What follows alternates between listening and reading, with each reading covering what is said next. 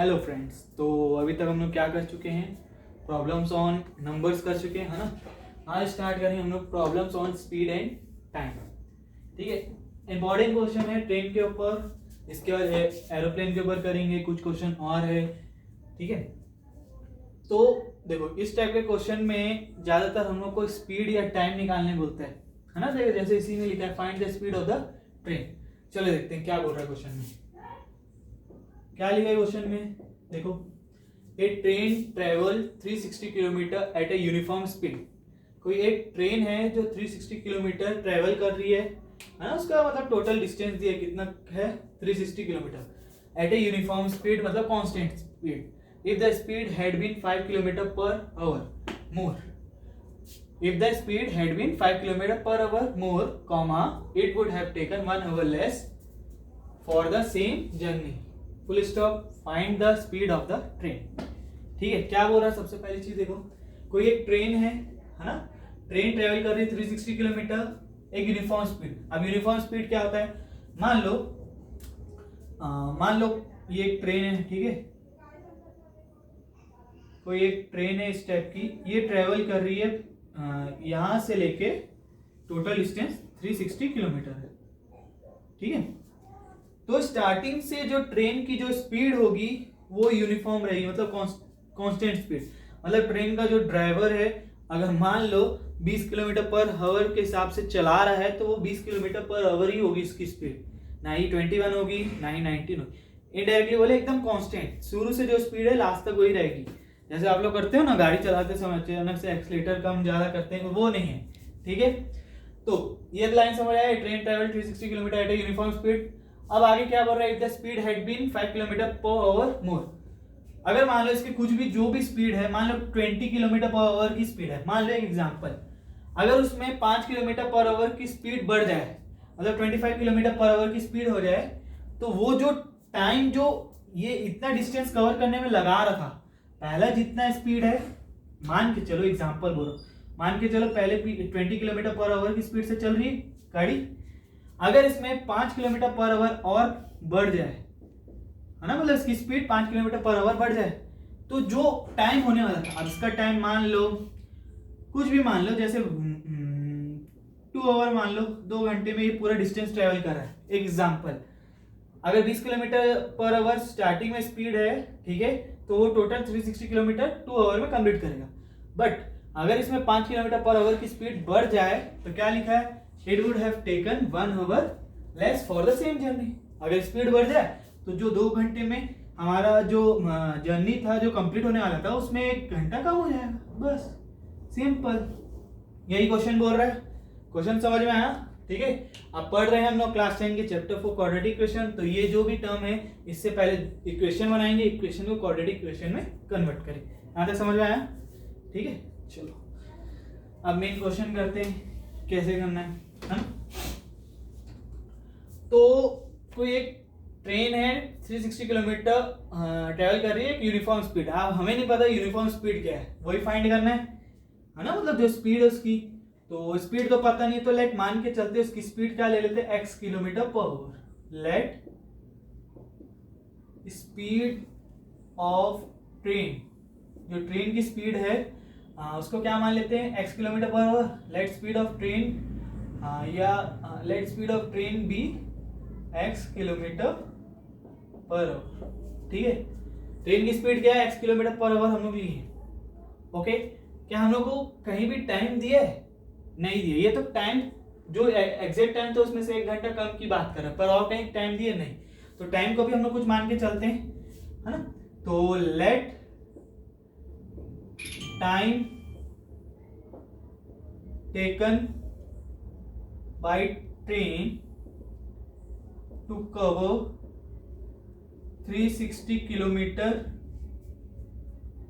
Time taken by train to cover 360 kilometre with x kilometre per hour speed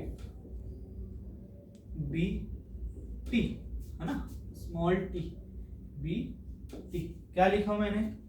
late time taken by train, train कितना time ले रही है 360 kilometre को cover करने में, और कौन सी स्पीड है तब, विथ x किलोमीटर पर स्पीड, मतलब जो स्टार्टिंग में जो स्पीड थी है ना x किलोमीटर पर स्पीड, मतलब x किलोमीटर पर आवर की जो स्पीड थी वही 360 किलोमीटर कवर करने में ये ट्रेन कितना टाइम ले रही है, इसको क्या मान के चलें, t, ठीक है, और ये x किलोमीटर पर आवर। समझ आया? तो देखो इसके हिसाब से, ये दो के हिसाब से हम लोग को एक फॉर्मूला पता होगा, क्या, distance equal to speed into time, ठीक है। तो डिस्टेंस कितना है टोटल, 360 किलोमीटर, 360, ठीक है, 360। स्पीड कितना है, स्पीड नहीं दिया, उसी को क्या माने थे, x kilometre per our, x, ठीक है, इनटू में टाइम कितना है, t माने। तो एक इक्वेशन दिख रहा है क्या, xt इक्वल टू 360। अब इसको इक्वेशन 1 मान के चलते हैं, थोड़ी देर रुक जाओ, ठीक है, यहां तक समझ में आया। अब उसके आगे देखते हैं, ये तो फुल स्टॉप तक जो था ये ट्रेन से लेके स्पीड तक का, उसके हिसाब से एक फर्स्ट इक्वेशन बना। अब देखो आगे क्या लिखा है, if the speed had been 5 kilometre per hour more, इसमें जो स्पीड था x किलोमीटर पर आवर की स्पीड से चल रही है, अगर उसमें से 5 किलोमीटर का स्पीड बढ़ा दे, 5 किलोमीटर पर आवर की स्पीड बढ़ा दे, इस x में बढ़ा दे मतलब मोर मतलब बढ़ा दे मतलब प्लस, तो x plus 5 kilometre per our अगर हम लोग बढ़ा दे, यहां पे क्या लिखोगे सबसे पहले, अकॉर्डिंग टू क्वेश्चन के अकॉर्डिंग, ठीक है, जो स्पीड थी उसमें 5 किलोमीटर पर आवर अगर बढ़ा दे तो it would have taken 1 our less for the same journey, तो वो जो टाइम है वो 1 घंटा कम हो जाएगा। वो टाइम जैसे बताया था 2 घंटे में कवर होने वाला है, तो उसमें 1 घंटा कम हो जाएगा, तो 1 घंटे में आपको ट्रेन पहुंचा देगी अगर स्पीड बढ़ जाए। तो यहाँ पे टाइम में कितना घंटा कम हो रहा है, 1 आवर, तो t माइनस 1 इक्वल टू 360। समझ में आया? यहाँ पे डिस्टेंस 360 है, टाइम 1 घंटा कम हो रहा है और ट्रेन की स्पीड बढ़ रही है। x को क्या लिए, x kilometre per hour speed है। तो देखो चलो इसको सॉल्व करते हैं। तो देखो हम लोग को क्वाड्रेटिक इक्वेशन लाना है, तो इसकी वैल्यू, इसकी जगह हम लोग क्या है, कोई एक वेरिएबल चाहिए, x के फॉर्म में या t के फॉर्म में, है ना, और हम लोग टाइम निकालना है, हम लोग क्या निकालना है, स्पीड। तो x के टर्म में इस पूरे इक्वेशन को कन्वर्ट कर लेते हैं। तो देखो ये x प्लस 5, ठीक है, t है, ये वाले इक्वेशन से, इक्वेशन 1 से, फ्रॉम 1, इक्वेशन 1 से हम लोग t की वैल्यू क्या बोल सकते हैं, t equal to 360 by x, है ना, t की जगह 360 बाई x, तो t की जगह क्या लिखेंगे, 360 by x minus 1 equal to 360।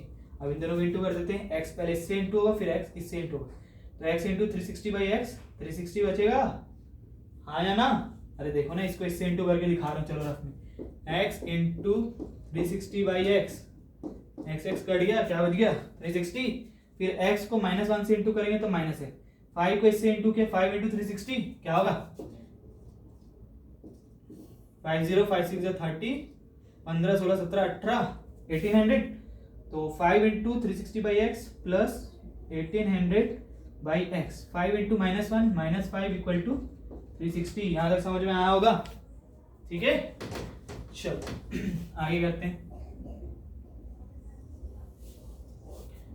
तो अब इसके बाद क्या करेंगे, एक्स का एलसीएम ले लेते हैं, क्योंकि सबके नीचे कुछ नहीं है, मतलब 1 1 1, तो इसका एलसीएम क्या आ गया एक्स, सभी का एलसीएम क्या आ गया एक्स। तो यहाँ 1 में क्या इंटू करे, एक्स है, एक्स, तो ऊपर भी किससे इंटू करना पड़ेगा एक्स, तो 360 इंटू एक्स, 1 से क्या इंटू करे एक्स है एक्स, तो ऊपर भी किससे करना पड़ेगा एक्स, तो माइनस एक्स स्क्वायर, एक्स से क्या इंटू करे कि एक्स है 1, तो ऊपर भी 1 से इंटू करना पड़ेगा प्लस 1800, 1 से क्या इंटू करे एक्स है एक्स, तो ऊपर भी किससे एक्स से, तो माइनस 5x इक्वल टू 360, ठीक है। आप उधर शिफ्ट कर देते हैं, ये 360x इधर बच गया ऊपर, माइनस एक्स स्क्वायर, ठीक है, plus 1800 minus 5x equal to उधर 360, और ये डिवाइड में x इन डिवाइड में उधर जाके इंटू हो जाएगा, 360 इंटू एक्स 360x, इधर प्लस में कट हो जाएगा, इसको उधर शिफ्ट भी करो तो माइनस में आएगा, तो कट ही होगा, तो वहां क्या बच गया 0, तो ये टर्म क्या आ गया minus x square plus 1800 minus 5x equal to 0। अब इसको थोड़ा रीअरेंज कर लेते हैं, सब में से माइनस कॉमन निकालेंगे तो क्या होगा एक्स स्क्वायर माइनस का प्लस हो जाएगा 5x और ये माइनस 1800, या हम लोग बोल सकते हैं इस पूरे टर्म को उस साइड शिफ्ट कर लिए, तो सबके साइन चेंजेस होंगे। यहाँ तक समझ में आया?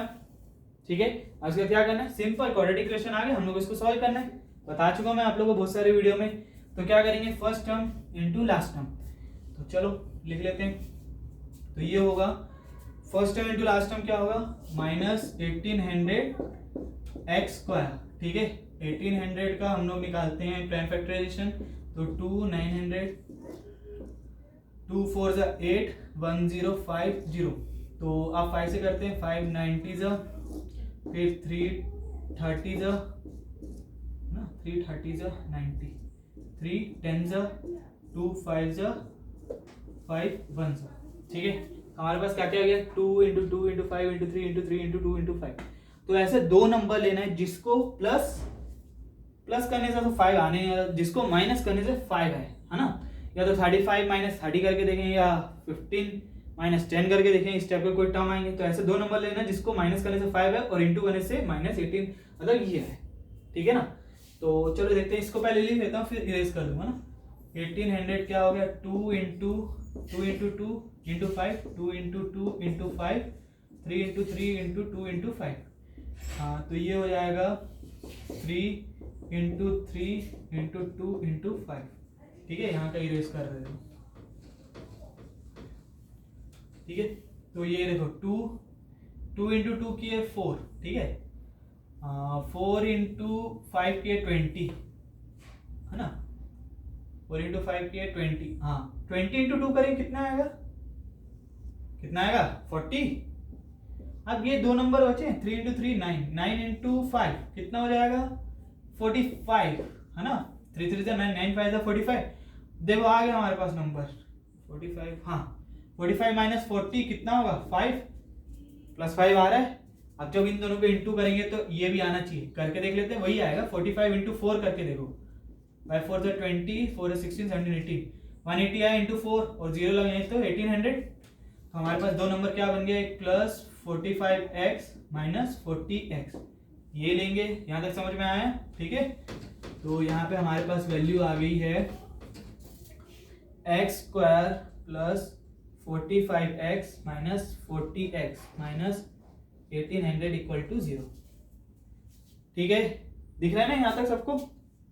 ठीक है, चलो अब इसके बाद बस हम इसको कॉमन निकालते हैं। इसमें क्या कॉमन है, x, तो ये हो गया x + 45, फिर x + 45 एज इट इज लिख दो।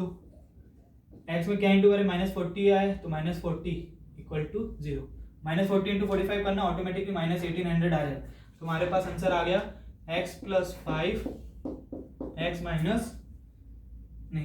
45,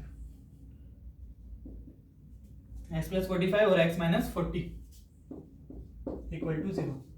तो x की वैल्यू आ गई -45 और एक आ गया 40। कभी भी स्पीड नेगेटिव होता है क्या? नहीं। आप लोग थोड़ी ना बोलोगे कि मैं -10 km/h की स्पीड में गाड़ी चला रहा हूँ या चला रही हूँ, नहीं ना। तो स्पीड हमेशा पॉजिटिव में रहेगा। तो -45 को हम लोग क्या करेंगे, इग्नोर मार के चलेंगे। ठीक है, तो आंसर क्या हो गया, x = 40। तो ट्रेन कितनी स्पीड में चल रही है, x km/h और x की वैल्यू क्या है, 40। तो लास्ट में लिखोगे therefore speed of train = 40 km/h। समझ में आ गया? चलो ठीक है, ओके, थैंक यू।